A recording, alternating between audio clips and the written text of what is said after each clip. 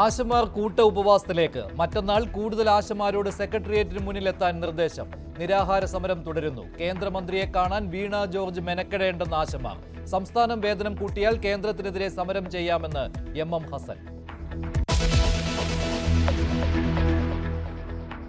ലോക്സഭാ മണ്ഡല പുനർനിർണയത്തിലെ വിവേചനത്തിനെതിരെ യോജിച്ച കൂട്ടായ്മയ്ക്ക് ആഹ്വാനം ചെയ്ത് പ്രതിപക്ഷ പാർട്ടികളുടെ കൂട്ടായ്മ. സ്റ്റാലിൻ വിളിച്ച യോഗത്തിൽ കേരളം, തെലങ്കാന, കർണാടകം, പഞ്ചാബ്, ഒഡീഷ സംസ്ഥാനങ്ങൾ.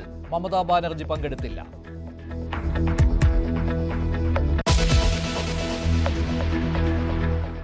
റിലീസ് ചെയ്യുന്നതിന് മുൻപേ ചരിത്രമെഴുതി എമ്പുരാൻ. ടിക്കറ്റ് ബുക്കിംഗിൽ പുതിയ റെക്കോർഡ്. 24 മണിക്കൂറിൽ ബുക്ക് മൈ ഷോയിൽ മാത്രം വിറ്റത് 6.25 ലക്ഷം ടിക്കറ്റുകൾ.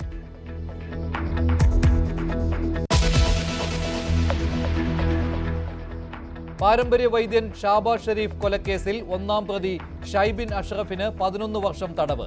ഷിഹാബുദ്ദീന് 6 വർഷവും 9 മാസവും ശിക്ഷ. നിഷാദിന് 3 വർഷവും 9 മാസവും തടവ്. ശിക്ഷ വിധിച്ചത് മഞ്ചേരി കോടതി.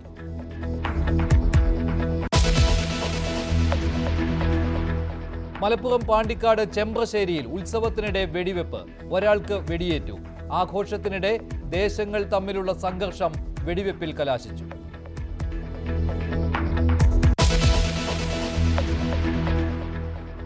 തൊടുപുഴയിൽ കാണാതായ വ്യവസായിയെ കൊലപ്പെടുത്തിയെന്ന് മൊഴി. ചുങ്കം സ്വദേശി ബിജു ജോസഫിനായി തെരച്ചിൽ. കസ്റ്റഡിയിലുള്ള 3 പേരിൽ ഒരാളുടെ ഗോഡൌണിൽ പരിശോധന.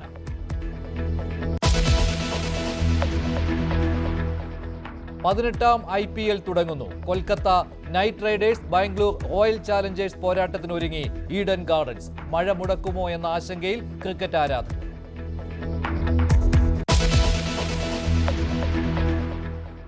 നിരാഹാര സമരത്തിന് പിന്തുണയുമായി കൂട്ട ഉപവാസം നടത്താൻ ആശാ വർക്കർമാരുടെ തീരുമാനം. തിങ്കളാഴ്ച ഉപവാസ സമരത്തിനെത്താൻ പ്രവർത്തകർക്ക് നിർദ്ദേശം നൽകിയിരിക്കുകയാണ്. കേന്ദ്ര ആരോഗ്യമന്ത്രിയെ കാണാൻ ഇനി വീണ ജോർജ് മെനക്കെടേണ്ടെന്നും നേരിട്ട് കണ്ടോളാമെന്നും സമരസമിതി പറയുന്നു. ഒരാൾക്കും ഈ അധികാരത്തിന്റെ അപ്പത്തക്കം നുണഞ്ഞുകൊണ്ടിരിക്കാമെന്ന് ആരും കരുതണ്ട. ഇതിനൊക്കെ മാറ്റമുണ്ടാകും. ഇന്നത്തെ ഈ നാടിന്റെ അവസ്ഥ എന്താണ്? നിരാഹാര സമരം 3-ാം ദിവസത്തിലേക്ക് കടക്കുമ്പോൾ സമരം കൂടുതൽ ശക്തമാക്കാനാണ് സമരസമിതിയുടെ തീരുമാനം. അതിന്റെ ഭാഗമായാണ് തിങ്കളാഴ്ചത്തെ കൂട്ട ഉപവാസം. തിങ്കളാഴ്ച കൂട്ട ഉപവാസമാണ് 24-ാം തീയതി. ഇത് കഴിഞ്ഞ 3 ദിവസം പിന്നിടുകയാണ് നിരാഹാര സമരം, അനിശ്ചിതകാല സമരം. ആ സമരത്തോട് പിന്തുണ അർപ്പിച്ചുകൊണ്ട് കേരളത്തിലെ ആശാവർക്കർമാർ ഉപവാസം അനുഷ്ഠിക്കുന്നു. ബഹുഭൂരിപക്ഷം ആളുകൾ ഇവിടെ എത്തിച്ചേരാൻ ആവശ്യപ്പെട്ടിട്ടുണ്ട്. ഇവിടെ വന്നെത്താൻ പറ്റാത്ത ആളുകൾ അതത് ജില്ലകളിൽ അതവരുടെ സെന്ററുകളിൽ ഉപവാസം ഇരിക്കും. ഒപ്പം തന്നെ നമ്മളെ പിന്തുണച്ചു വരുന്ന നിരവധി ആളുകൾ ഈ കൂട്ട ഉപവാസത്തിൽ ചേരാൻ സന്നദ്ധത അറിയിച്ചിട്ടുണ്ട്. ആരോഗ്യമന്ത്രി വീണ ജോർജിന്റെ ഡൽഹി സന്ദർശനം വിവാദമായിരിക്കെ കേന്ദ്രമന്ത്രിയെ കാണാൻ ഇനി വീണ ജോർജിന് സഹായം വേണ്ട നിലപാടിലാണ് സമരക്കാർ. ഞങ്ങൾ ശ്രമിക്കുന്നുണ്ട്, ആ വഴി ഞങ്ങൾ നോക്കുന്നുണ്ട്. ഞങ്ങൾ കേന്ദ്ര ആരോഗ്യമന്ത്രിയുമായിട്ട് നേരിട്ട് കാണാനുള്ള ഒരു അവസരം ഞങ്ങൾ ഉണ്ടാക്കണമെന്ന് ഞങ്ങൾ പറഞ്ഞിട്ടുണ്ട്. നേരിട്ട് കണ്ട് ഞങ്ങൾ ആശമാരി സംസാരിക്കാനുള്ള ഒരു അവസരം ഞങ്ങൾ അദ്ദേഹത്തോട് ചോദിക്കുന്നുണ്ട്. കേന്ദ്രമന്ത്രിയെ കാണാൻ സമയം തേടിയിട്ടുണ്ടെന്ന് വീണ ജോർജ് ആവർത്തിച്ചു. അല്ല, നമ്മൾ അപേക്ഷ കൊടുത്തല്ലോ. നമ്മൾ അപ്പോയിന്റ്മെന്റിന് വേണ്ടി അനുമതി തേടിയിരുന്നു. ഇനി അവിടെ നിന്നുള്ള മറുപടിയാണ് പ്രതീക്ഷിക്കുന്നത്. ആ മറുപടി എന്നാണ് എന്നുള്ളത് നമുക്കൊരു അറിയിപ്പ് ഏതെങ്കിലും തരത്തിൽ ലഭിച്ചാൽ അത് സംബന്ധിച്ചിട്ടുള്ള നമുക്ക് കാണും. അത് കാണണം എന്നുള്ളത് തീരുമാനിച്ചു തന്നെയാണല്ലോ അനുമതി തേടിയത്. അപ്പൊ ആ മറുപടിയോ ഏതെങ്കിലും അറിയിപ്പോ നമുക്ക് ലഭിച്ചാൽ തീർച്ചയായിട്ടും പോയി കാണും. സമരത്തിന് പിന്തുണയുമായി കൂടുതൽ നേതാക്കളും സാധാരണക്കാരും പന്തലിലെത്തുകയാണ്. ജനങ്ങളെ വിഡ്ഢികളാക്കുന്ന രീതിയിൽ, ജനങ്ങളെ കഷ്ടപ്പെടുത്തുന്ന രീതിയിൽ ഇന്ന് സ്ത്രീകൾ, നിങ്ങൾക്കൊക്കെ കുടുംബമുണ്ട്, മക്കളുണ്ട്. ഈ സെക്രട്ടേറിയറ്റിന് മുന്നിൽ എത്രയോ സമരങ്ങൾ വന്നിരിക്കുന്നു. ആ സമരങ്ങൾ പല രാഷ്ട്രീയ താല്പര്യമുള്ള സമരങ്ങളുണ്ട്, ജനകീയ വിഷയങ്ങൾ ഉന്നയിച്ചുകൊണ്ടുള്ള സമരങ്ങൾ കണ്ടിട്ടുണ്ട്. പക്ഷേ ആ സമരങ്ങൾക്കൊന്നും കിട്ടാത്ത രീതിയിലുള്ള വൻപിച്ച ജനപിന്തുണയാണ് പൊതുസമൂഹത്തിന്റെ ഭാഗത്തു നിന്ന് ഈ സമരത്തിന് കിട്ടിയിട്ടുള്ളത്. അതാണ് ഒരു പക്ഷേ സർക്കാരിനെ വിരളി പിടിപ്പിക്കുന്നത്, സർക്കാരിനെ പരിഭ്രാന്തരാക്കുന്നത് എന്നെനിക്ക് തോന്നുന്നു. ന്യൂസ് 18 തിരുവനന്തപുരം.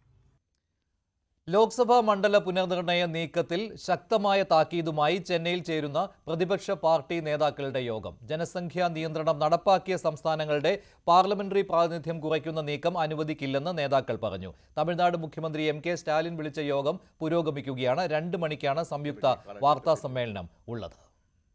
தற்போதைய மக்கள் தொகை அடிப்படையில் நமது நாட்டில் உள்ள ஒவ்வொரு மாநிலமும் ஒவ்வொரு வகையில் தனித்தன்மை கொண்டது. பல்வேறு மொழிகள், இனங்கள், வழிபாட்டு நம்பிக்கைகள், பண்பாடுகள், உடைகள், உணவுகள், பழக்க வழக்கங்கள் கொண்டதுதான் இந்தியா. இத்தகைய மாநிலங்கள் சுயாட்சி தன்மையுடன் செயல்பட்டால்தான் இந்தியாவில் உண்மையான கூட்டாட்சி உருவாக முடியும், சிறந்த வளர்ச்சியை அடைய முடியும். அனைத்து தரப்பு மக்களும் போராடியதெல்லாம் நமது நாட்டிற்கு விடுதலை கிடைத்தது. இதனை உணர்ந்துதான் இந்திய அரசியலமைப்பு சட்டத்தை வகுத்த மேதைகள் இந்தியாவை கூட்டாட்சி கொண்ட ஒன்றியமாக கட்டமைத்தார்கள். பல்வேறு காலகட்டங்களில் இந்த கூட்டாட்சி தன்மைக்கு சோதனை வந்தாலும் அதனை ஜனநாயக அமைப்புகள், இயக்கங்கள் தடுத்து வந்துள்ளன. ഡെമോക്രസിന്റെ വാൾ പോലെ മണ്ഡല പുനർനിർണയം സംസ്ഥാനങ്ങൾക്ക് മേലെ തൂങ്ങിക്കിടക്കുകയാണെന്ന് മുഖ്യമന്ത്രി പിണറായി വിജയൻ പറഞ്ഞു. Our states, on the other hand, have implemented it commendably. The Union government has praised us time and again for our achievement. കൂടുതൽ വിവരങ്ങളുമായി ആർ കിരൺ ബാബു ചേരുകയാണ്. കിരൺ, ഏതെല്ലാം സംസ്ഥാനങ്ങളുടെ പ്രതിനിധികളാണ് സ്റ്റാലിൻ വിളിച്ച യോഗത്തിൽ പങ്കെടുത്തത്? ഇവരുടെ പ്രസംഗത്തിലെ ഒരു പ്രധാന ഭാഗങ്ങൾ എന്തെല്ലാമായിരുന്നു? എന്താണ് യോജിച്ച ഒരു തീരുമാനമുണ്ടാകാൻ പോകുന്നത്? മഞ്ജുഷ, കേന്ദ്ര സർക്കാരിൻ്റെ മണ്ഡല പുനർനിർണയത്തിനെതിരെ യോജിച്ച ഒരു മുന്നേറ്റത്തിനാണ് തുടക്കം കുറിച്ചിരിക്കുന്നത്. മണ്ഡല പുനർനിർണയത്തിൽ നഷ്ടം വരുന്ന പ്രധാനപ്പെട്ട സംസ്ഥാനങ്ങളുടെ എല്ലാം പ്രധാന പാർട്ടികളുടെ നേതാക്കളെ യോഗത്തിൽ എത്തിക്കാൻ കഴിഞ്ഞു എന്നത് സ്റ്റാലിനെ സംബന്ധിച്ച് വലിയ വിജയമാണ്. അത് ബംഗാൾ മുഖ്യമന്ത്രി മമതാ ബാനർജിയോ അല്ലെങ്കിൽ തൃണമൂൽ കോൺഗ്രസിൻ്റെ പ്രതിനിധി ഒഴികെയുള്ള മറ്റ് നഷ്ടം വരുന്ന സംസ്ഥാനങ്ങളിലെ എല്ലാം പ്രധാന പാർട്ടികളെ അവിടെ എത്തിക്കാൻ കഴിഞ്ഞിട്ടുണ്ട്. മുഖ്യമന്ത്രിമാരായ പിണറായി വിജയൻ, അതോടൊപ്പം തന്നെ തെലങ്കാന മുഖ്യമന്ത്രി രേവന്ത് റെഡ്ഡി, പഞ്ചാബ് മുഖ്യമന്ത്രി ഭഗവത് സിംഗ് മാൻ, കർണാടക ഉപമുഖ്യമന്ത്രി DK ശിവകുമാർ, അതോടൊപ്പം തന്നെ പ്രധാനപ്പെട്ട പാർട്ടികളുടെ നേതാക്കൾ, BRSന്റെ നേതാക്കൾ, YSRCPയുടെ നേതാക്കൾ, CPIയുടെ നേതാക്കൾ, കേരളത്തിൽ നിന്നാണെങ്കിൽ 2 കേരള കോൺഗ്രസുകളുടെയും RSPയുടെയും മുസ്ലിം ലീഗിൻ്റെയും നേതാക്കൾ, ദേശീയ തലത്തിലടക്കമുള്ള പ്രധാനപ്പെട്ട അങ്ങനെ പാർട്ടികളുടെയൊക്കെ നേതാക്കളെയും ഇവിടെ എത്തിക്കാൻ കഴിഞ്ഞിട്ടുണ്ട്. ഇവരെല്ലാവരും യോജിച്ച അഭിപ്രായം തന്നെയാണ്. കേന്ദ്ര സർക്കാരാണ് ജനസംഖ്യാ നിയന്ത്രണം നടപ്പാക്കണം എന്നുള്ളൊരു നയം കർശനമായി നടപ്പാക്കാൻ സംസ്ഥാനങ്ങൾക്ക് മേൽ നിർദ്ദേശം നൽകുകയും സംസ്ഥാനങ്ങളെ സമ്മർദ്ദപ്പെടുത്തുകയും ചെയ്തത്. ഇത് ഫലപ്രദമായി നടപ്പാക്കിയ സംസ്ഥാനങ്ങൾക്ക് തിരിച്ചടി നൽകുന്ന രീതിയിലാണ് ഇപ്പോഴത്തെ മണ്ഡല പുനർനിർണയം വരുന്നത്. കേന്ദ്ര സർക്കാരും കേന്ദ്ര ആഭ്യന്തരമന്ത്രി അമിത്ഷാ പറഞ്ഞത് നിലവിലെ മണ്ഡലങ്ങൾ എത്രയുണ്ടോ ഓരോ സംസ്ഥാനങ്ങൾക്കും അതിൽ നഷ്ടം വരില്ല എന്നാണ്. പക്ഷേ അങ്ങനെ വരുമ്പോൾ പോലും അതിൽ വ്യക്തതയില്ല എന്ന് ഈ നേതാക്കൾ ചൂണ്ടിക്കാണിക്കുന്നു. 543 നിലനിർത്തുകയാണെങ്കിൽ മാത്രമാണ് അത്തരത്തിൽ നഷ്ടം വന്നില്ലെങ്കിൽ ഈ സംസ്ഥാനങ്ങളുടെ അനുപാതത്തിൽ കുറയാത്തത്. അത് 750 വർദ്ധിപ്പിക്കുകയാണെങ്കിൽ തമിഴ്നാടിനോ കേരളത്തിനോ നിലവിലെ സീറ്റുകളുടെ എണ്ണം കുറഞ്ഞില്ലെങ്കിലും മറ്റ് ഉത്തർപ്രദേശിനടക്കം പകുതിയോളം സീറ്റുകളാണ് വർദ്ധിക്കാൻ പോകുന്നത്. ഉദാഹരണത്തിന് തമിഴ്നാടിന് 39 സീറ്റുള്ളത് 540 നിലനിർത്തുകയാണെങ്കിൽ തമിഴ്നാടിൻ്റെ സീറ്റിൽ 8 മുതൽ 10 വരെ സീറ്റുകൾ വരെ കുറയാൻ സാധ്യതയുണ്ട്. ഇതേ സമയം ഉത്തർപ്രദേശിൻ്റെ സീറ്റിലാണെങ്കിൽ 80 നിന്ന് 127 വരെ വർദ്ധിക്കാൻ സാധ്യതയുണ്ട്. ഇങ്ങനെ നിലവിൽ BJPക്ക് രാഷ്ട്രീയ സ്വാധീനമുള്ള സംസ്ഥാനങ്ങൾ ഉത്തർപ്രദേശായാലും രാജസ്ഥാനായാലും ബീഹാറായാലും മഹാരാഷ്ട്രയായാലും അവിടെയൊക്കെ സീറ്റുകൾ ഗണ്യമായി വർദ്ധിക്കുകയും ദക്ഷിണേന്ത്യൻ സംസ്ഥാനങ്ങൾ കേരളവും കർണാടകയും ആന്ധ്രാപ്രദേശും തമിഴ്നാടും അടക്കമുള്ള സംസ്ഥാനങ്ങൾ, അതോടൊപ്പം തന്നെ ഒറീസ, പഞ്ചാബ് തുടങ്ങിയ സംസ്ഥാനങ്ങളിലൊക്കെയാണ് ഇങ്ങനെ സീറ്റുകളുടെ എണ്ണം കുറയുന്നത്. ഇതിനെതിരെയാണ് ഈ സംസ്ഥാനങ്ങളിലെല്ലാം മുഖ്യമന്ത്രിമാരും പ്രധാനപ്പെട്ട പാർട്ടി നേതാക്കളുടെ നേതൃത്വത്തിൽ ഇത്തരം ഒരു സംയുക്ത സമരസമിതി അല്ലെങ്കിൽ ജോയിന്റ് ആക്ഷൻ കൗൺസിൽ എന്നാണ് അങ്ങനെ ഒരു പേര് നൽകിയിരിക്കുന്നത്. ഇന്ന് ഇതിനവസാനം കനിമൊഴി ഇന്ന് രാവിലെ വായിച്ച പ്രമേയത്തിന്റെ കരടിന് അന്തിമ രൂപം നൽകിയ യോഗത്തിന്റെ അവസാനം അത് മാധ്യമങ്ങൾക്ക് വിതരണം ചെയ്യും. അങ്ങനെ ഒരു കരട് പാസ്സാക്കുക, അതോടൊപ്പം തന്നെ പ്രസിഡന്റിനെ നേരിൽ കണ്ടുകൊണ്ട് ഈ ഡീലിമിറ്റേഷൻ പ്രോസസ് നിർത്തിവെക്കണം എന്നുള്ള ഒരു ആവശ്യം ഉന്നയിക്കാനുള്ള സാധ്യതയുണ്ട്. എന്തായാലും വിവരങ്ങൾ നൽകിയത് 2 മണിക്ക് സംയുക്ത വാർത്താ സമ്മേളനം വിളിച്ചിട്ടുണ്ട്. ഒറ്റമൂലി രഹസ്യം കൈക്കലാക്കാൻ മൈസൂരു സ്വദേശിയായ വൈദ്യൻ ഷാബാസ് ഷെരീഫിനെ കൊലപ്പെടുത്തിയ കേസിൽ 1-ാം പ്രതി ഷൈബിൻ അഷ്റഫിന് 11 വർഷവും 9 മാസവും തടവ്. 2-ാം പ്രതി ഷിഹാബുദ്ദീൻ 6 വർഷവും 9 മാസവും 6-ാം പ്രതി നിഷാദ് 3 വർഷവും 9 മാസവും ശിക്ഷ അനുഭവിക്കണം. മഞ്ചേരി 1-ാം അഡീഷണൽ സെഷൻസ് കോടതിയാണ് ശിക്ഷ വിധിച്ചത്. 3 പ്രതികളും പിഴയും ഒടുക്കണം. CV അനുമോദ് ചേരുകയാണ്. അനുമോദ്, എന്തെല്ലാമാണ് ശിക്ഷാവിധിയുടെ മറ്റ് വിവരങ്ങൾ? മഞ്ജുഷ, ശിക്ഷാവിധിയിൽ അല്പം കൂടി മാറ്റങ്ങളുണ്ട്.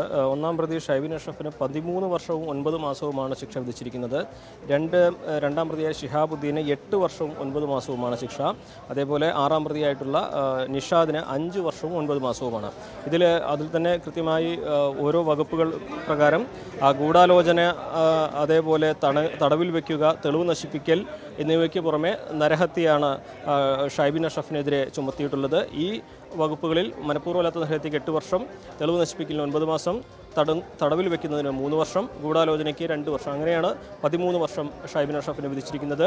ഷിഹാബുദ്ദീനെതിരെയും ഗൂഢാലോചന, തടങ്കൽ വയ്ക്കൽ, തെളിവ് നശിപ്പിക്കൽ, തട്ടിക്കൊണ്ടുപോകൽ തുടങ്ങിയ കുറ്റങ്ങളാണ് ചുമത്തിയിരിക്കുന്നത്. അങ്ങനെ ഈ 4 വകുപ്പ് പ്രകാരം 8 വർഷമാണ് ഷിഹാബുദ്ദീൻ അനുഭവിക്കേണ്ടത്. നിഷാദ് ഗൂഢാലോചനയിലും അതുപോലെ തന്നെ തടവിൽ വയ്ക്കലും തെളിവ് നശിപ്പിക്കലുമാണ് ശിക്ഷിക്കപ്പെട്ടിരിക്കുന്നത്. 5 വർഷം 9 മാസം. ഈ 3 പ്രതികളും ചേർന്ന് 3,50,000 രൂപ പിഴ നൽകേണ്ടതുണ്ട്. ഏറ്റവും പ്രധാനപ്പെട്ട കാര്യം, ഈ തടവ് വിധിച്ച കാലയളവ്, ശിക്ഷാ കാലാവധി ഒരുമിച്ച് അനുഭവിക്കേണ്ടതല്ല, ഓരോന്നും വെവ്വേറെ തന്നെയായിട്ട് അനുഭവിക്കണമെന്നാണ്. അതായത് ഒന്നിച്ചല്ല ഈ പറയുന്ന ഓരോ വകുപ്പുള്ള ശിക്ഷകൾ വെവ്വേറെ തന്നെ അനുഭവിക്കേണ്ടതായിട്ടുള്ളത്. അതും ഈ കേസിൽ എടുത്തു പറയേണ്ട ഒരു കാര്യമാണ്. ഏറ്റവും പ്രധാനപ്പെട്ട കാര്യം, ഒരു തരത്തിലും തെളിവുകൾ ഉണ്ടായിരുന്നത് ശാസ്ത്രീയ പരിശോധനാ ഫലങ്ങൾ മാത്രം അടിസ്ഥാനമാക്കി പോലീസ് നടത്തിയ അന്വേഷണത്തിൻ്റെ ഒടുവിലാണ് ഒന്നാം പ്രതിയെ ഇത്രയും അധികം വകുപ്പുകൾക്ക് ശിക്ഷിക്കുന്നത്. ഇത് പല കാരണങ്ങൾ കൊണ്ട് തന്നെ കേരളത്തിൻ്റെ നീതിന്യായ വ്യവസ്ഥയിൽ ഏറ്റവും അടയാളപ്പെടുത്തുന്ന വിധിയാകുന്നതും ശാസ്ത്രീയ പരിശോധനാ ഫലങ്ങൾ മാത്രം അടിസ്ഥാനമാക്കി നടത്തിയ ഒരു പോലീസ് കേസ് അന്വേഷണം കോടതിക്ക് മുമ്പിൽ തെളിയിക്കപ്പെട്ടു എന്നതുകൊണ്ടാണ്. പ്രതികൾ ഈ ഓരോ വകുപ്പുകളിലും ഒന്നിച്ച് അല്ലാതെ വെവ്വേറെ ശിക്ഷ അനുഭവിക്കുന്നതും വളരെ പ്രധാനപ്പെട്ട, സാധാരണ ഉണ്ടാകുന്നതിനും വ്യത്യസ്തമായൊരു കാര്യമാണ്. അതിനു പുറമെ ഈ വിചാരണ കാലാവധി ഈ തടവിൽ ഉൾപ്പെടുത്തും എന്നും പ്രോസിക്യൂഷൻ വ്യക്തമാക്കിയിട്ടുണ്ട്. എന്നാണെങ്കിലും ഷബ ഷെരീഫ് വധത്തിൽ ഒരു തരത്തിലും തെളിവുകളില്ലാതെ മാഞ്ഞു പോകേണ്ട ഒരു കേസിലാണ് ഇപ്പോൾ കേരള പോലീസിന്റെ അന്വേഷണ മികവ് കൊണ്ട് പ്രതികൾ ശിക്ഷിക്കപ്പെട്ടിരിക്കുന്നത്. ശരി, CV അനുമോദാണ് വിവരങ്ങൾ നൽകിയത്.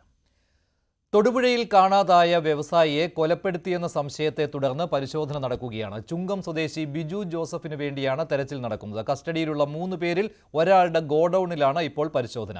ബിജുവിന്റെ വീടിന് സമീപം പിടിവലി നടന്നതായി പോലീസിന് സംശയമുണ്ട്. മിനിയാന്ന് വീട്ടിൽ നിന്നിറങ്ങിയ ബിജു പിന്നീട് തിരിച്ചെത്തിയില്ല. SP, ഫോറൻസിക്, വിരലടയാള വിദഗ്ധരും സ്ഥലത്തുണ്ട്. കൂടുതൽ വിവരങ്ങളുമായി PA സാഗർ ചേരുകയാണ്. സാഗർ, എന്താണ് പോലീസിന് ഇങ്ങനെ ഒരു സംശയം തോന്നാൻ കാരണം? കൊട്ടേഷൻ സംഘത്തിൽപ്പെട്ടവരാണോ ഇപ്പോൾ പിടിയിലായിട്ടുള്ളത്? മഞ്ജുഷ്, കഴിഞ്ഞ മിനിഞ്ഞാന്ന് വ്യാഴാഴ്ചയാണ് തൊടുപുഴ ചുങ്കം സ്വദേശിയായ ബിജു ജോസഫിനെ കാണാതാവുന്നത്. രാവിലെ വീട്ടിൽ നിന്നും ചായ കുടിക്കാൻ ഇറങ്ങിയതായിരുന്നു ബിജു. പിന്നീട് വീട്ടിലേക്ക് തിരിച്ചെത്തിയില്ല. ഇത് സംബന്ധിച്ച് ഇന്നലെ ബിജുവിന്റെ കുടുംബം തൊടുപുഴ പോലീസിൽ പരാതി നൽകി. ഈ പരാതിന്മേൽ പോലീസ് അന്വേഷണം നടത്തി. അന്വേഷണം നടത്തിയിലാണ് ഈ ബിജുവിന്റെ ബിസിനസ് പങ്കാളിയായ ഒരാളുടെ ഗോഡൌണിൽ ഈ ബിജുവിനെ കൊന്ന് കുഴിച്ചു മൂടിയിട്ടുണ്ട് എന്ന തരത്തിലുള്ള വിവരം ലഭിക്കുന്നത്. ഇവിടെ നിന്നൊരു കാപ്പ കേസ് പ്രതിയെ അടക്കം ഈ പോലീസ് ഉദ്യോഗസ്ഥർ പിടികൂടിയിരുന്നു. ഇയാളെ ചോദ്യം ചെയ്തതിൽ നിന്നാണ് ബിജുവിനെ കൊലപ്പെടുത്തിയെന്നുള്ള നിർണായകമായ വിവരം ലഭിച്ചത്. തുടർന്നാണ് ബിജുവിന്റെ ബിസിനസ് പങ്കാളിയെ കസ്റ്റഡിയിൽ ചോദ്യം ചെയ്തത്. ഇപ്പോൾ തൊടുപുഴ പോലീസിന്റെ കസ്റ്റഡിയിൽ 3 പേരുണ്ട്. ഈ 3 പേരിൽ ഒരാൾ ബിസിനസ് പങ്കാളിയും മറ്റ് 2 പേർ കൊട്ടേഷൻ സംഘാംഗങ്ങളുമാണ്. ബിജുവിനെ കൊലപ്പെടുത്തി കുഴിച്ചു മൂടിയെന്ന് സംശയിക്കുന്ന ബിജുവിന്റെ ബിസിനസ് പങ്കാളിയുടെ ഗോഡൌണിലാണ് ഇപ്പോൾ പോലീസ് പരിശോധന നടത്തുന്നത്. ജില്ലാ പോലീസ് മേധാവി അടക്കമുള്ള ഉദ്യോഗസ്ഥർ സ്ഥലത്തുണ്ട്. ഫോറൻസിക് വിദഗ്ധരുണ്ട്, വിരലടയാള വിദഗ്ധരുണ്ട്. ഇവരെല്ലാം തന്നെ ഈ ഗോഡൌണിനുള്ളിൽ പരിശോധന നടത്തുകയാണ്. ഈ ഗോഡൌണിനുള്ളിൽ വലിയൊരു മാൻഹോൾ ഉണ്ട്. ഈ മാൻഹോളിന് അടിയിൽ കുഴിയെടുത്ത് ബിജുവിനെ കുഴിച്ചു മൂടിയെന്നാണ് പ്രതികൾ, അതായത് ഈ കസ്റ്റഡിയിലെടുത്ത ഈ 3 പേർ പോലീസിന് മൊഴി നൽകിയിട്ടുണ്ട്. ഇതിലെല്ലാം തന്നെ വിശദമായ ഒരു പരിശോധന തന്നെ നടത്തേണ്ടി വരും. കാരണം ചെറിയൊരു മുറിയാണ് ഈ ഗോഡൌണിനുള്ളിലുള്ളത്. ഇതിന്റെ അകത്താണ് ഈ മാൻഹോൾ ഉള്ളത്. ഈ മാൻഹോളിൽ ഇറങ്ങി ഈ പരിശോധിക്കുക എന്ന് വെച്ചാൽ അല്പം ദുഷ്കരമായ കാര്യമാണ്. ഇതിന് പോലീസും പരിസരവാസികളും അടക്കം ഇതിൽ സഹകരിച്ചാണ് ഇപ്പോൾ ഈ പ്രവർത്തനം നടത്തിക്കൊണ്ടിരിക്കുന്നത്. ധാരാളം ആളുകൾ ഈ ഗോഡൌണിന് സമീപം പ്രദേശവാസികൾ അടക്കം തടിച്ചുകൂടിയിട്ടുണ്ട്. എന്തായാലും പോലീസ് അകത്ത് പരിശോധന നടത്തിക്കൊണ്ടിരിക്കുകയാണ്. വിവരങ്ങൾ നൽകിയത് തൊടുപുഴയിലാണ് ഈ സംഭവം. കോഴിക്കോട് ഈങ്ങാപ്പുഴയിൽ ലഹരിക്കടിമയായ യുവാവ് ഭാര്യയെ കുത്തിക്കൊന്ന സംഭവത്തിൽ പോലീസിനെതിരെ കുടുംബം. മകൾ നൽകിയ പരാതിയിൽ സമയോചിതമായി നടപടിയെടുത്തിരുന്നെങ്കിൽ ദാരുണമായ സംഭവം ഒഴിവാക്കാൻ കഴിയുമായിരുന്നുവെന്നാണ് ഷിബിലിയുടെ കുടുംബം പറയുന്നത്. കൊലപാതകത്തിൽ യാസറിന്റെ കുടുംബത്തിനും പങ്കുണ്ടെന്ന് ഷിബിലിയുടെ മാതാപിതാക്കളും പറയുന്നു. യാസറിൽ നിന്നും ഷിബില നേരിട്ടത് ക്രൂരപീഡനമാണ്. യാസറിന്റെ ലഹരി ഉപയോഗം അടക്കം ചൂണ്ടിക്കാട്ടി ഷിബില നൽകിയ പരാതിയിൽ പോലീസ് നടപടിയെടുത്തെങ്കിൽ മകൾ ജീവനോടെ ഉണ്ടാകുമായിരുന്നുവെന്നും ഷിബിലയുടെ പിതാവ് പറഞ്ഞു. കഴിഞ്ഞ 28-ന് പോലീസ് സ്റ്റേഷനിൽ പരാതി നൽകി. 4 ദിവസത്തിനു ശേഷം പോലീസ് ഒത്തുതീർപ്പിന് സ്റ്റേഷനിലേക്ക് വിളിപ്പിച്ചിരുന്നു. പിന്നീട് ഇടപെടലുകളൊന്നും ഉണ്ടായില്ല.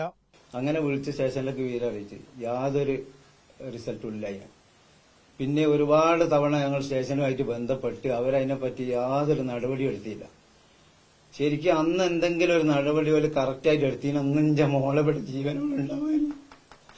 യാസറും ഷിബിലയും തമ്മിൽ പ്രശ്നങ്ങൾ രൂക്ഷമായപ്പോഴും ആവർത്തിച്ച് അഭ്യർത്ഥിച്ചിട്ടും പ്രശ്നപരിഹാരത്തിന് യാസറിന്റെ മാതാപിതാക്കൾ തയ്യാറായില്ല.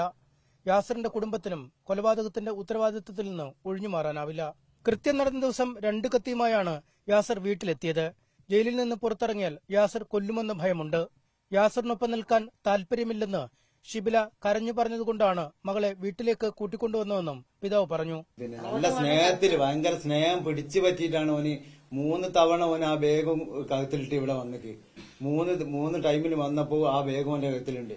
ഇതിൽ കത്തിയാണെന്നുള്ള പ്രതീക്ഷ നമുക്കില്ലല്ലോ. ഇവനെ ഒരു കാലത്തും ഓന് ഞങ്ങളെയും കൊല്ലും. ഓനിനി പുറത്തിറങ്ങിക്കുകയാണെങ്കിൽ ഇതിലും വലിയ തോന്നി ഉണ്ടാക്കുന്നുള്ള കാര്യം ഉറപ്പാ. ഇന്നോട് ഓൻ അത്രക്ക് ദേഷ്യമുണ്ട്. എന്താ കാരണം എന്ന് എനിക്കറിയില്ല. യാസറിന്റെ ആക്രമണത്തിൽ പരിക്കേറ്റ് ചികിത്സയിലായിരുന്ന കുടുംബം ഇന്നലെയാണ് വീട്ടിൽ മടങ്ങിയെത്തിയത്. പ്രതിക്കായി പോലീസ് കസ്റ്റഡി അപേക്ഷ നൽകി. തിങ്കളാഴ്ച യാസറിനെ കസ്റ്റഡിയിൽ ലഭിച്ചാൽ വീട്ടിലടക്കം എത്തിച്ച് തെളിവെടുപ്പ് നടത്തും. ന്യൂസ് 18 കോഴിക്കോട്. കോഴിക്കോട് താമരശ്ശേരിയിൽ 10ാം ക്ലാസ്സുകാരൻ ഷഹബാസിനെ സഹപാഠികൾ മർദ്ദിച്ചു കൊന്ന കേസ് അട്ടിമറിച്ചേക്കുമെന്ന് കുടുംബം. കുട്ടികൾക്ക് ഒത്താശ ചെയ്ത രക്ഷകർത്താക്കൾക്കെതിരെ ആവർത്തിച്ച് ആവശ്യപ്പെട്ടിട്ടും നടപടിയെടുക്കുന്നില്ലെന്നാണ് പരാതി. നീതി തേടി മുഖ്യമന്ത്രിയെ കാണാൻ ഉദ്ദേശിക്കുകയാണ് ഷഹബാസിന്റെ കുടുംബം. കേസിലെ പ്രതികളായ വിദ്യാർത്ഥികളുടെ മാതാപിതാക്കൾക്കും കൃത്യത്തിൽ പങ്കുണ്ടെന്ന് തുടക്കം മുതൽ തന്നെ ഷഹബാസിന്റെ കുടുംബം ആരോപിച്ചിരുന്നു. എന്നാൽ പോലീസ് അന്വേഷണത്തിൽ അത്തരം ഒരു കണ്ടെത്തലും ഉണ്ടായില്ല. തുടർന്നാണ് ആരോപണം കടുപ്പിച്ച് ഷഹബാസിന്റെ കുടുംബം രംഗത്തെത്തിയത്. പ്രതികളായ വിദ്യാർത്ഥികളുടെ മാതാപിതാക്കളിൽ ഗുണ്ടാ ലിസ്റ്റിൽ ഉൾപ്പെട്ടവരുമുണ്ട്. അവരെ അറസ്റ്റ് ചെയ്താൽ മാത്രമേ ശരിയായ രീതിയിൽ അന്വേഷണം മുന്നോട്ടു പോകുകയുള്ളൂ എന്നും ഷഹബാസിന്റെ പിതാവ് ഇക്ബാൽ പറഞ്ഞു. ഇതിൽ കുട്ടികൾ മാത്രമല്ല യഥാർത്ഥ പ്രതികൾ, അവരെ പിന്നിൽ മുതിർന്ന ആളുകളുണ്ട്. അന്നും ഇന്നും ഞാൻ ഉറച്ചു പറയുന്നുണ്ട്. പക്ഷെ അവരുടെ പേരിലോ ഒരു ആക്ഷൻ എടുക്കാനോ ഇത്രയും തെളിവുകളൊക്കെ അവരുടെ പേരിലുണ്ട്. യാതൊരുവിധ ഇതും ഉണ്ടായിട്ടില്ല. ഇനി ഒരു മാതാപിതാക്കൾക്കും ഈ അവസ്ഥ ഉണ്ടാകരുത്. മകന് നീതി ലഭിക്കണം. കടുത്ത ശിക്ഷ പ്രതികൾക്ക് നൽകണമെന്നും ഷഹബാസിന്റെ അമ്മ റംസീന പ്രതികരിച്ചു. ഈ ഒരു കുട്ടിക്ക് ഇങ്ങനത്തെ ഒരു അവസ്ഥ ഉണ്ടാവാൻ പാടില്ല. എന്റെ കുട്ടിക്ക് നീതി കിട്ടണം. വിദ്യാഭ്യാസ മന്ത്രിയെങ്കിലും ആശ്വസിപ്പിക്കാൻ വീട്ടിലെത്തുമെന്ന് പ്രതീക്ഷിച്ചിരുന്നു. ആരെയും കാണാതിരുന്നതോടെയാണ് അങ്ങോട്ട് അപേക്ഷ നൽകി മുഖ്യമന്ത്രിയെ കാണാൻ ശ്രമിക്കുന്നത്. മുഖ്യമന്ത്രിയെ നേരിട്ട് കണ്ട് കാര്യങ്ങൾ അവതരിപ്പിക്കണം. ഇവിടെ കാര്യങ്ങൾ ഇവിടെ തന്നെ നിർബന്ധപ്രകാരമാണ് നമ്മളിപ്പോൾ ഇത് ചോദിച്ചു വാങ്ങിക്കുന്നത്. കണ്ടു കഴിഞ്ഞിട്ട് നീതി കിട്ടണം ഞങ്ങൾക്ക്. താമരശ്ശേരിയിലെ സ്വകാര്യ ട്യൂഷൻ സെന്ററിലുണ്ടായ കയ്യേറ്റങ്ങളുടെ തുടർച്ചയായി ഉണ്ടായ സംഘർഷത്തിലാണ് 10ാം ക്ലാസ് വിദ്യാർത്ഥിയായ ഷഹബാസ് കൊല്ലപ്പെട്ടത്. കേസിൽ പ്രതികളായ 5 വിദ്യാർത്ഥികൾ റിമാൻഡിലാണ്. ന്യൂസ് 18 കോഴിക്കോട്. കണ്ണൂർ കൈതപ്രത്തെ ഓട്ടോ ഡ്രൈവർ രാധാകൃഷ്ണന്റെ കൊലപാതകത്തിൽ പ്രതി സന്തോഷിനെ പോലീസ് കസ്റ്റഡിയിൽ വാങ്ങും. ദൃക്സാക്ഷികൾ ഇല്ലാത്ത കൊലപാതകമായതിനാൽ കൂടുതൽ ശാസ്ത്രീയ തെളിവുകൾ ശേഖരിക്കേണ്ടതുണ്ട്. 5 ദിവസത്തെ കസ്റ്റഡിയാണ് ആവശ്യപ്പെടുക. രാധാകൃഷ്ണനെ വെടിവെക്കാൻ ഉപയോഗിച്ച നാടൻ തോക്ക് കണ്ടെടുത്തിരുന്നു. വ്യാഴാഴ്ച വൈകിട്ടാണ് നിർമ്മാണം നടക്കുന്ന വീട്ടിൽ വെച്ച് രാധാകൃഷ്ണനെ സന്തോഷ് കൊലപ്പെടുത്തിയത്. തൃശൂർ പെരുമ്പിലാവിൽ റീൽസിനെ തുടർന്നുള്ള തർക്കത്തിനിടെ ഉണ്ടായ കൊലപാതകത്തിലെ മുഖ്യപ്രതി ലിഷോയ് പിടിയിലായി. കുറ്റിക്കാട്ടിൽ ഒളിച്ചിരുന്ന ഇയാൾ രക്ഷപ്പെടാൻ ശ്രമിക്കുന്നതിനിടെയാണ് പോലീസിന്റെ പിടിയിലായത്. കൊല്ലപ്പെട്ട അക്ഷയും പ്രതികളും ലഹരി മാഫിയ സംഘാംഗങ്ങളാണ്. കഴിഞ്ഞ രാത്രിയാണ് മരത്തംകോട് സ്വദേശി അക്ഷയ് കൊല്ലപ്പെട്ടത്. സംഭവത്തിൽ 4 പേർ അറസ്റ്റിലായി. ലിഷോയ്, ബാദുഷ, നിഖിൽ, ആകാശ് എന്നിവരാണ് പ്രതികൾ. കൊലപാതകത്തിന് ശേഷം സമീപത്തെ കുറ്റിക്കാട്ടിൽ ഒളിച്ചിരുന്ന മുഖ്യപ്രതി ലിഷോയ് രാവിലെ രക്ഷപ്പെടാൻ ശ്രമിക്കുന്നതിനിടെയാണ് പോലീസിന്റെ പിടിയിലായത്. പ്രതികളും കൊല്ലപ്പെട്ട അക്ഷയും ലഹരി സംഘത്തിലെ അംഗങ്ങളായിരുന്നു. ലഹരി കച്ചവടവുമായി ബന്ധപ്പെട്ട് ലിഷോയും സംഘവും ചിത്രീകരിച്ച റീൽസിനെ തുടർന്നുള്ള തർക്കവും സംശയവുമാണ് കൊലപാതകത്തിന് കാരണം. ദേഹമാസകലം വെട്ടേറ്റ അക്ഷയ് സംഭവസ്ഥലത്ത് വെച്ച് തന്നെ മരിച്ചു. അക്രമത്തിനിടെ പരിക്കേറ്റ ബാദുഷ ചികിത്സയിലാണ്. കൊല്ലപ്പെട്ട അക്ഷയും പ്രതികളും നിരവധി കേസുകളിൽ പ്രതികളാണ്. ന്യൂസ് 18 തൃശൂർ. ബംഗളൂരുവിൽ മലയാളി വിദ്യാർത്ഥിനി ആത്മഹത്യ ചെയ്തു. കോഴിക്കോട് സ്വദേശിയായ ലക്ഷ്മി മിത്രയാണ് മരിച്ചത്. കോളേജ് കെട്ടിടത്തിൽ നിന്ന് ചാടിയാണ് മരിച്ചത്. അസ്വാഭാവിക മരണത്തിന് കേസെടുത്തിട്ടുണ്ട്. ഹെസരഘട്ടയിലെ സ്വകാര്യ കോളേജിൽ BCA 6ാം സെമസ്റ്റർ വിദ്യാർത്ഥിനിയായിരുന്നു. ഇന്നലെ ഉച്ചയ്ക്ക് 1:45ഓടെയാണ് സംഭവം. സോളദേവനഹള്ളി പോലീസ് അന്വേഷണം നടത്തുകയാണ്. കൊച്ചിയിൽ യുവാവിനെ ഇടിച്ചു കൊല്ലാൻ ശ്രമിച്ച കാറും അക്രമി സംഘത്തിലെ ഒരാളും കസ്റ്റഡിയിലായി. ലഹരി ഉപയോഗം ചോദ്യം ചെയ്തതിന് കഴിഞ്ഞ ദിവസമാണ് യുവാവിനെ കാറിടിച്ചു കൊല്ലാൻ ശ്രമിച്ചത്. 3 പേർ ഒളിവിലാണ്.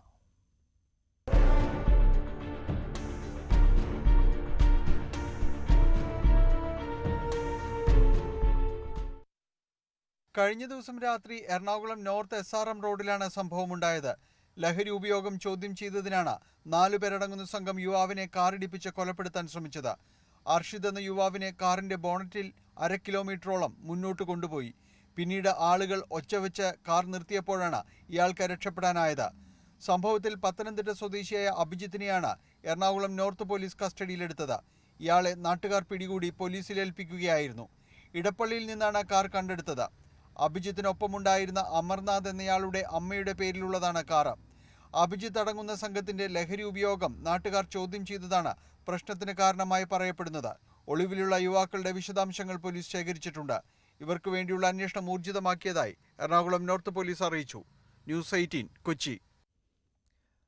കൊല്ലത്ത് മയക്കുമരുന്നുമായി പിടിയിലായ യുവതി പോലീസിന്റെ നോട്ടപ്പുള്ളി. ഇന്നലെ നീണ്ടകരയിൽ നിന്ന് ഇവരെ പിടികൂടുമ്പോൾ 50 ഗ്രാം MDMA കണ്ടെത്തിയിരുന്നു. പിന്നീട് നടത്തിയ മെഡിക്കൽ പരിശോധനയിൽ സ്വകാര്യ ഭാഗത്ത് ഒളിപ്പിച്ച് 40 ഗ്രാം MDMA കൂടി കണ്ടെടുക്കുകയായിരുന്നു. കർണാടക രജിസ്ട്രേഷൻ കാറിൽ കൊല്ലത്തേക്ക് മയക്കുമരുന്നുമായി എത്തിയപ്പോഴാണ് പെരിനാട് ഇടവട്ടം സ്വദേശി അനില രവീന്ദ്രൻ പോലീസ് വലയിലാകുന്നത്. രഹസ്യ വിവരത്തിന്റെ അടിസ്ഥാനത്തിൽ രാവിലെ മുതൽ നഗരത്തിൽ പരിശോധന ശക്തമാക്കിയിരുന്നു. അതിനിടയിലാണ് വിദ്യാർത്ഥികൾക്ക് വിതരണം ചെയ്യാനെത്തിച്ച മയക്കുമരുന്നുമായി അനില എത്തിയത്. നീണ്ടകര പാലത്തിന് സമീപം വെച്ച് പോലീസ് വാഹനത്തിന് കൈകാട്ടി. എന്നാൽ നിർത്താതെ മുന്നോട്ടു പോവുകയായിരുന്നു. പിന്തുടർന്ന പോലീസ് അനിലയെ പിടികൂടി. പരിശോധനയിൽ ഇവരുടെ പക്കൽ നിന്ന് 50 ഗ്രാം MDMA പിടിച്ചു. പാക്കറ്റുകളാക്കി ഒളിപ്പിച്ച നിലയിലായിരുന്നു മയക്കുമരുന്ന്. കൊല്ലം ജില്ലാ ആശുപത്രിയിൽ മെഡിക്കൽ പരിശോധനയ്ക്ക് എത്തിച്ചപ്പോഴാണ് സ്വകാര്യ ഭാഗത്ത് ഒളിപ്പിച്ച 40 ഗ്രാം MDMA കൂടി കണ്ടെടുത്തത്. പ്രതി അനില രവീന്ദ്രൻ മുൻപും മയക്കുമരുന്ന് കേസിൽ ജയിൽവാസം അനുഭവിച്ചിട്ടുണ്ട്. ഇവരെ ദീർഘനാളായി പോലീസ് നിരീക്ഷിച്ചു വരികയായിരുന്നു. സംഭവത്തിൽ വിശദമായ അന്വേഷണം നടക്കുന്നതായി പോലീസ് പറയുന്നു. സംഘത്തിൽ ഉൾപ്പെട്ട കൂടുതൽ പേർക്കായി അന്വേഷണം ഊർജിതമാക്കി. ന്യൂസ് 18 കൊല്ലം. കോഴിക്കോട് താമരശ്ശേരിയിൽ പോലീസിനെ കണ്ട് ഭയന്ന് ഓടുന്നതിനിടെ യുവാവ് MDMA വിഴുങ്ങിയതായി സ്ഥിരീകരണം. മെഡിക്കൽ കോളേജിൽ നടത്തിയ പരിശോധനയിലാണ് ഈ കണ്ടെത്തൽ. താമരശ്ശേരി അരയത്തുംചാലിൽ സ്വദേശി ഫായിസ് ആണ് MDMA വിഴുങ്ങിയത്. വീട്ടിൽ ബഹളം വെച്ചതിനെ തുടർന്ന് നാട്ടുകാർ അറിയിച്ചിട്ടാണ് പോലീസ് എത്തിയത്. MDMA വിഴുങ്ങിയതായി പോലീസിനെ അറിയിച്ചതിന് പിന്നാലെ ഫായിസിനെ ആദ്യം താമരശ്ശേരി താലൂക്ക് ആശുപത്രിയിലും പിന്നീട് കോഴിക്കോട് മെഡിക്കൽ കോളേജിലും പ്രവേശിപ്പിക്കുകയായിരുന്നു.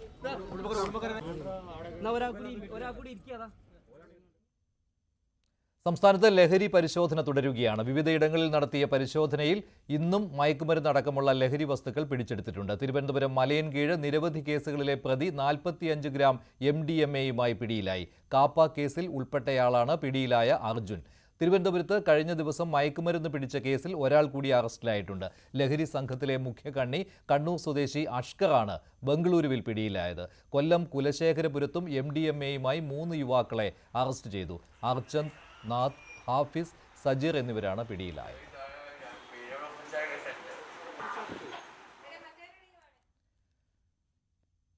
പെരുമ്പാവൂർ കുറുപ്പമ്പടിയിൽ സഹോദരിമാരെ പീഡിപ്പിച്ച കേസിൽ പ്രതി ധനേഷിനെ വിശദമായി ചോദ്യം ചെയ്യാൻ അന്വേഷണ സംഘം കസ്റ്റഡിയിൽ ആവശ്യപ്പെടും. പീഡന വിവരം മറച്ചുവെച്ചതിനും പെൺകുട്ടികളെ നിർബന്ധിച്ച് മദ്യം കഴിപ്പിച്ചതിനും കുട്ടികളുടെ അമ്മയെ ഇന്നലെ അറസ്റ്റ് ചെയ്ത് റിമാൻഡിലാക്കി.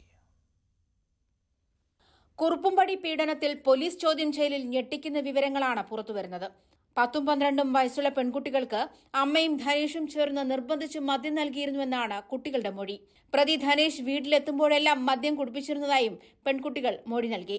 സഹപാഠിക്ക് നൽകിയ കുറിപ്പ് കണ്ട അധ്യാപികയോടാണ് പെൺകുട്ടി എല്ലാം വെളിപ്പെടുത്തിയത്. മദ്യം നൽകിയിരുന്നെന്ന വിവരം അധ്യാപികയുടെ മൊഴിയെടുത്തപ്പോഴാണ് പോലീസിന് ലഭിച്ചത്. തുടർന്ന് കുട്ടികളുടെ രഹസ്യമൊഴി വീണ്ടും പോലീസ് രേഖപ്പെടുത്തുകയായിരുന്നു. പീഡന വിവരം മറച്ചുവെച്ചതിന് അമ്മയ്ക്കെതിരെ പോക്സോ ചുമത്തി. ഇതിനു പുറമെ കുട്ടികളെ നിർബന്ധിച്ച് മദ്യം കുടിപ്പിച്ചതിനും കേസെടുത്തിട്ടുണ്ട്. ഇന്നലെ രാത്രിയോടെ അമ്മയെ അറസ്റ്റ് ചെയ്ത് റിമാൻഡിൽ അയച്ചു. ധനേഷിനെ വിശദമായി ചോദ്യം ചെയ്യാനാണ് പോലീസ് നീക്കം. പെൺകുട്ടികളെ പീഡിപ്പിച്ചത് അമ്മയുടെ അറിവോടെയും സമ്മതത്തോടെയുമാണെന്നാണ് ധനേഷിന്റെ മൊഴി. കുട്ടികളുടെയും സ്കൂൾ അധ്യാപികയുടെ മൊഴികളും അമ്മയുടെ അറസ്റ്റിൽ നിർണായകമായി. പെൺകുട്ടികളുടെ പിതാവ് മരിച്ചതിനു ശേഷമാണ് കുട്ടികളുടെ അമ്മയുമായി പ്രതി ബന്ധമുണ്ടാക്കിയത്. രണ്ടാനച്ഛൻ എന്ന നിലയിലുള്ള സ്വാതന്ത്ര്യം മുതലെടുത്താണ് പെൺകുട്ടികളെ പ്രതി ദുരുപയോഗം ചെയ്തത്. പെൺകുട്ടികളുടെ സുഹൃത്തുക്കളെയും ദുരുപയോഗം ചെയ്യാനുള്ള പ്രതിയുടെ ശ്രമമാണ് പീഡന വിവരം പുറത്തറിയാൻ കാരണമായത്. പെൺകുട്ടികളെ ശിശുക്ഷേമ സമിതിയുടെ ഷെൽട്ടർ ഹോമിലേക്ക് മാറ്റിയിരിക്കുകയാണ്. ന്യൂസ് 18 കൊച്ചി. കൊച്ചിയിലെ AR ക്യാമ്പിൽ വെടിയുണ്ട ചട്ടിയിലിട്ട് ചൂടാക്കുന്നതിനിടെ പൊട്ടിത്തെറിച്ച സംഭവത്തിൽ ഉദ്യോഗസ്ഥന് ഗുരുതര വീഴ്ച പറ്റിയെന്ന് റിപ്പോർട്ട്. ഉദ്യോഗസ്ഥനെതിരെ വകുപ്പുതല നടപടിക്ക് ശുപാർശ ചെയ്തിട്ടുണ്ട്. AR ക്യാമ്പിലെ SI CV സജീവിനെതിരെയാണ് സിറ്റി പോലീസ് കമ്മീഷണർക്ക് റിപ്പോർട്ട് നൽകിയത്. എറണാകുളം AR ക്യാമ്പിൽ ചട്ടിയിലിട്ട് ചൂടാക്കുന്നതിനിടെ വെടിയുണ്ടകൾ പൊട്ടിത്തെറിച്ച സംഭവത്തിൽ city police commissioner Puttavimaladitya report തേടിയിരുന്നു. AR ക്യാമ്പ് കമാൻഡന്റ് അന്വേഷണം നടത്തി പോലീസ് കമ്മീഷണർക്ക് സമർപ്പിച്ച റിപ്പോർട്ടിലാണ് SI CV സജീവന് ഗുരുതര വീഴ്ച സംഭവിച്ചതായി പരാമർശിക്കുന്നത്. AR ക്യാമ്പിലെ ആയുധങ്ങളുടെ ചുമതലയുള്ള സജീവനെതിരെ നടപടിക്കും ശുപാർശയുണ്ട്. റിപ്പോർട്ടിന്റെ അടിസ്ഥാനത്തിൽ ഉദ്യോഗസ്ഥനെതിരെ വകുപ്പുതല നടപടി തുടങ്ങിയതായി കമ്മീഷണർ അറിയിച്ചു. കഴിഞ്ഞ മാർച്ച് 10-ന് എറണാകുളം AR ക്യാമ്പിൽ ചട്ടിയിലിട്ട് ചൂടാക്കുന്നതിനിടെയാണ് വെടിയുണ്ടകൾ പൊട്ടിത്തെറിച്ചത്. ഔദ്യോഗിക ബഹുമതി ചടങ്ങുകൾക്ക് ആകാശത്തേക്ക് വെടിവെക്കാൻ ഉപയോഗിക്കുന്ന ബ്ലാങ്ക് അമ്യൂണിഷനാണ് പൊട്ടിത്തെറിച്ചത്. സ്റ്റേഷനിലെ പോലീസ് ഉദ്യോഗസ്ഥന്റെ സംസ്കാര ചടങ്ങുകൾക്കായി വെടിയുണ്ടകൾ എടുത്തപ്പോൾ ക്ലാവ് പിടിച്ചതായി ശ്രദ്ധയിൽപ്പെട്ടതിനെ തുടർന്നാണ് ചൂടാക്കിയതെന്നാണ് ഉദ്യോഗസ്ഥന്റെ വിശദീകരണം. ന്യൂസ് 18 കൊച്ചി. മലപ്പുറം പാണ്ടിക്കാട് ചെമ്പ്രശ്ശേരിയിൽ ഉത്സവത്തിനിടെ വെടിവെപ്പ്. ചെമ്പ്രശ്ശേരി സ്വദേശി ലുക്മാന് വെടിയേറ്റു. ഇയാളെ കോഴിക്കോട് മെഡിക്കൽ കോളേജ് ആശുപത്രിയിൽ പ്രവേശിപ്പിച്ചു. സംഭവത്തിൽ പോലീസ് അന്വേഷണം തുടങ്ങിയിട്ടുണ്ട്.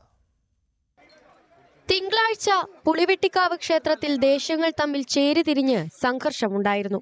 ഇതിന്റെ തുടർച്ചയായാണ് കുടുംബക്ഷേത്രത്തിലെ താലപ്പൊലിക്കിടെ ചീട്ടുകളി സംഘങ്ങൾ തമ്മിൽ തർക്കം തുടങ്ങിയത്. ഇത് സംഘർഷമായി മാറി. കോടശ്ശേരിയും ചെമ്പ്രശ്ശേരി ഈസ്റ്റും തമ്മിലായിരുന്നു സംഘർഷം. പെപ്പർ സ്പ്രേയും എയർഗണ്ണും അടക്കം ഉപയോഗിച്ചായിരുന്നു ആക്രമണം. ഇതിനിടെയാണ് വെടിയുതിർത്തത്. ചെമ്പ്രശ്ശേരി സ്വദേശി ലുക്മാന് കഴുത്തിന് വെടിയേറ്റു. ഇയാളെ കോഴിക്കോട് മെഡിക്കൽ കോളേജിൽ പ്രവേശിപ്പിച്ചു. കല്ലേറിലും നിരവധി പേർക്ക് പരിക്കുണ്ട്. 3 സ്വകാര്യ ആശുപത്രികളിലും കോഴിക്കോട് മെഡിക്കൽ കോളേജിലുമായി 20ഓളം പേർ ചികിത്സയിലുണ്ട്. ആർക്കും സാരമായി പരിക്കില്ല. സംഭവത്തിൽ പാണ്ടിക്കാട് പോലീസ് അന്വേഷണം തുടങ്ങി. ന്യൂസ് 18 മലപ്പുറം.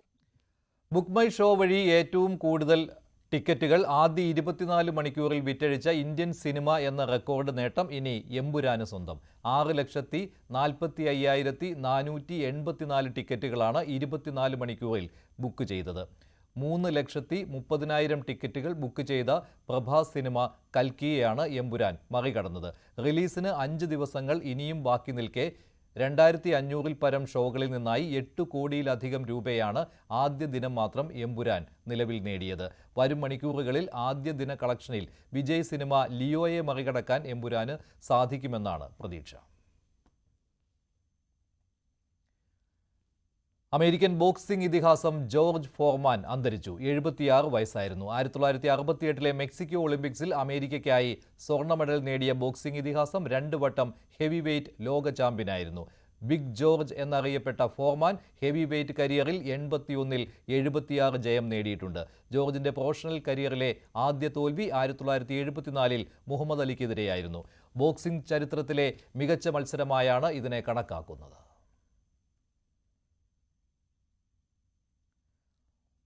IPL 18ാം സീസണ് ഇന്ന് കൊൽക്കത്തയിൽ തുടക്കമാകാൻ പോവുകയാണ്. ഈഡൻ ഗാർഡൻസിൽ കൊൽക്കത്ത നൈറ്റ് റൈഡേഴ്സും ബാംഗ്ലൂർ റോയൽ ചാലഞ്ചേഴ്സും തമ്മിലാണ് ആദ്യ മത്സരം. മഴ ഭീഷണി ഇത്തവണ ഉണ്ട്.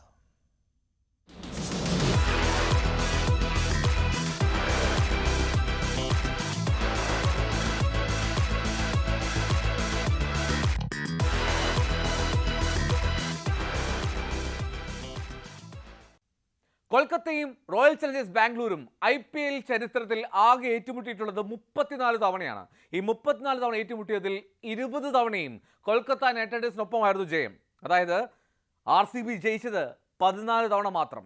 ഇനി ഏറ്റവും ഒടുവിലത്തെ 5 മത്സരങ്ങൾ നോക്കിയാലും അവിടെ കൃത്യമായിട്ടുള്ളൊരു മേധാവിത്വമുണ്ട്. ആർക്ക്? കൊൽക്കത്തയ്ക്ക്. 5 മത്സരങ്ങളിൽ 4ലും KKR ഗംഭീര ജയം സ്വന്തമാക്കി. ഒരിക്കൽ മാത്രമാണ് റോയൽ ചലഞ്ചേഴ്സ് ബാംഗ്ലൂരിന് ജയത്തിന്റെ മധുരത്തോടുകൂടി തിരികെ കയറാൻ സാധിച്ചത്. ഇനി ഇന്നത്തെ മത്സരത്തിൽ ഏറ്റവും ശ്രദ്ധേയം കൊൽക്കത്തയിലെ കാലാവസ്ഥയാണ്. ഇടിവെട്ടി മഴ പെയ്യും എന്നുള്ളതാണ് കാലാവസ്ഥാ പ്രവചനം. അപ്പോൾ ആരാധകർ കാത്തിരിക്കുന്നത് എന്താണ്? മഴയോ അതോ റൺമഴയോ? ഇടിവെട്ട് പ്രകടനത്തിനായി കാത്തിരിക്കാം കൊൽക്കത്തയിലെ ഈഡൻ ഗാർഡനിൽ. IPL അതിന്റെ 18ാം സീസണിൽ എത്തി നിൽക്കുമ്പോൾ മറ്റൊരു ക്രിക്കറ്റ് വിപ്ലവാത്മകമായിട്ടുള്ള മാസങ്ങൾക്ക് തയ്യാറെടുക്കുകയാണ് ലോകം മുഴുവൻ. ഇനിയുള്ള രാവുകൾ മുഴുവൻ ക്രിക്കറ്റിന്റെ ആവേശത്തിനായി നമുക്ക് കൺപാർത്തിരിക്കാം.